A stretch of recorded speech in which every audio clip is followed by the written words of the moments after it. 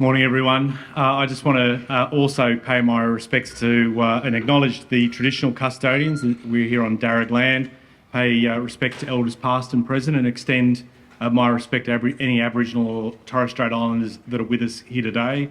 Dava, it's good to be able to join you, not the least of which it's good to show people that the Balkans can do something on innovation. Husic, here you go, groundbreaking, folks. Take that away.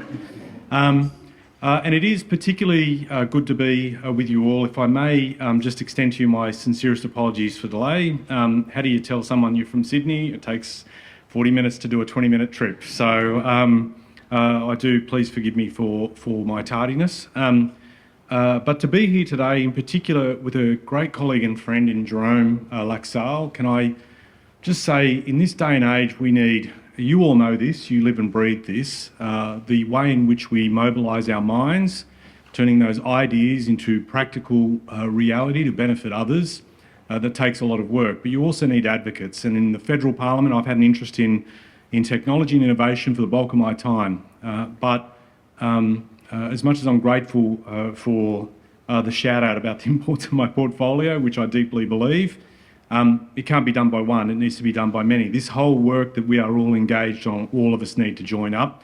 Being able to have people like Jerome in the federal parliament, who heads up the Parliamentary Friends of Tech and Innovation, and the work that he does in championing this, not just from his own perspective because of what innovation means to this part of Sydney, but to more broadly for the nation, is really important. So Jerome, thank you for your work and advocacy. We need more of you, and who knows, either cloning or synthetic biology. Ian, we can maybe clone Jerome.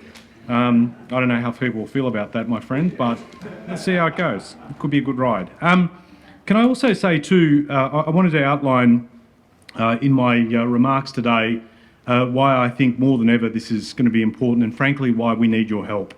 But before I do, I think it's important to stress this is something, as I mentioned a few moments ago, it's critically important that all hands join together in this country to do what I'm saying, which is to turn those ideas into practical reality to benefit not just Australians, but frankly the rest of the world. And we can do that, and I'll talk about that shortly.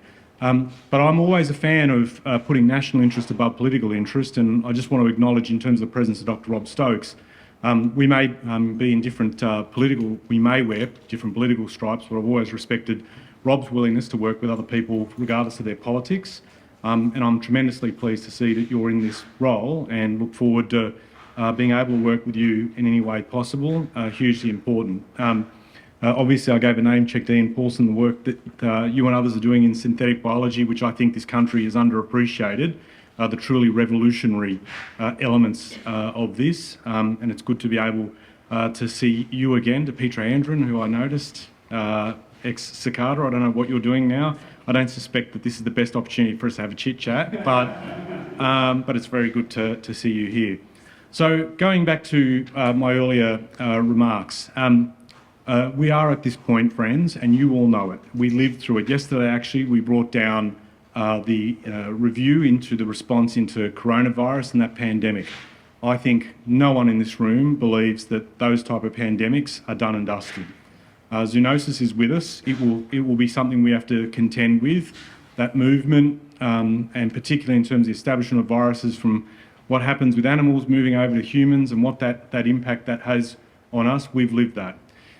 There are a number of things that have come out of that, not the least of which is a broader discussion, which we don't have time for, about the role of trust. But I do know that a lot of you in this room feel the weight of that question, because the last thing you need is people doubting on the basis of misinformation or disinformation the important work that people are doing in this room. But it did show up that the things we needed most weren't there when we needed them, from medical to others. It showed up the way in which our economies have started to work, and the dependencies that are there that were not apparent but became starkly so through the course of that event. I've said elsewhere too, we have this other massive challenge where if we are motivated in many instances to leave things better for the ones that follow us, the challenge of climate change is probably the biggest test to that. And we do need to get to net zero. We can do things better, and we do need to find ways where we can mobilise minds and industry to make the things that reduce emissions, but also can create great jobs in the process. And there's obviously a whole overlay of geopolitics and the way our trading systems work that, again, could be the subject of a much longer discussion, but I'm not going to impose that on you now. The reason I mention these things is because where countries are now actively contemplating what they do and what they could do differently. By that too, I mean what they can make. The dependencies that had once existed where we'd shipped all this work off to someone else. We have to now build capabilities, and certainly our government was elected on the basis, notably through the establishment of the National Reconstruction Fund. That is the biggest signal to you that what we are trying to do is embark on something that other countries are now seriously leaning into, which is to develop core capabilities, things that will sustain us into the future, but will also give us a greater degree of sovereign capability and, importantly, security. Peace of mind that the things we need most will be there when we need them most. And medical sciences is one of those things. For instance, and the work, I'm so pleased to see the work of the development of the RNA facility here that the New South Wales government's invested, I think is an important step. But, for medical sciences, the value add in resources and agriculture, in zero or low emissions technology, in defence, transport, and also emerging capabilities as well, we need to scale these up.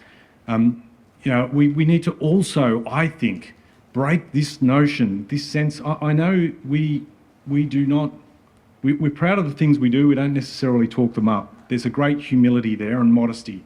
But I actually think, if I can say to your friends, I'm not arguing for people to get big heads and be all full of themselves, but there is some value in us talking up what we can do. Valuing our ideas is actually a really important thing. It guides the decisions made in this room by investors, by governments, by consumers. If Professor Ian Fraser can come up with something that can end the scourge, we are on the cusp of ending the terrible instance in terms of cervical cancer through the ideas that Professor Ian Fraser came up with, but that went offshore for someone else to develop and gain the commercial benefit from. We should be able to value and develop this more of our own and have the capability to do so. We are challenged in that front. The latest innovation statistics I released the other week show we've got a lot of talent, but the supports around that, really hard, not the least of which are capital. And so we're trying to deal with that. But being able to value that, I have to say, as much as our stats say it's hard to find capital, does anyone really believe in a country that has one of the biggest savings pools on the planet that money is hard to find? So it's not. There is something. So when I come back to that point about valuing our ideas, this is about shaking and unlocking those things that are preventing us from freeing up, making decisions that will go, you know what? An Australian scientist and researcher has come up with this that industry's been calling for. This holds great prospect for us, and we should invest and back in it. It should be government doing it through, in terms of what we're doing in freeing up capital through things like the Reconstruction Fund, also providing procurement pathways, but it also needs the private sector as well. The willingness for us to back an idea that someone else came up with, I don't know why we do that more often than not. Maybe it's a thing that we don't back ourselves enough. It's that modesty or doubt that's there. And I'm not going to blame people on this. I think this is a thing that goes across government and business, right? So we need to do that more. It's the stuff I'm trying to push through in setting up the strategic review on research development that will try and do that as well, to get to the heart of why is it this nation, as good as it is, only invests 1.7% of its GDP in R&D when we know that the answer to the question what's next gets unlocked by R&D. The answer to the question, some of the hardest problems we face, gets unlocked by R&D. And we have the people to do it. And I know you believe it, but we need to talk that up more. And so that is certainly what we are embarked upon. And so when I asked you at the start, we need your help. We do need your help, because that work of devolving our dependence on concentrated supply chains sounds like an incredibly mind-numbingly boring task. But can I say it's probably the task of our generation. If we want to see more things happen in these key areas that I've outlined, it will require us to think differently about how we get that done. We're not the only ones doing it. There are a lot of countries that are saying the dependencies we've got to change. It's not healthy for our economy and longer term. But also, I don't just look at it from an economic lens. If you're bringing hope, as I've said elsewhere, science does that thing while it prides itself on the tangible, what it can see, what it can prove. What you also do in many instances is provide an intangible that is immeasurable, and that is the intangible of hope.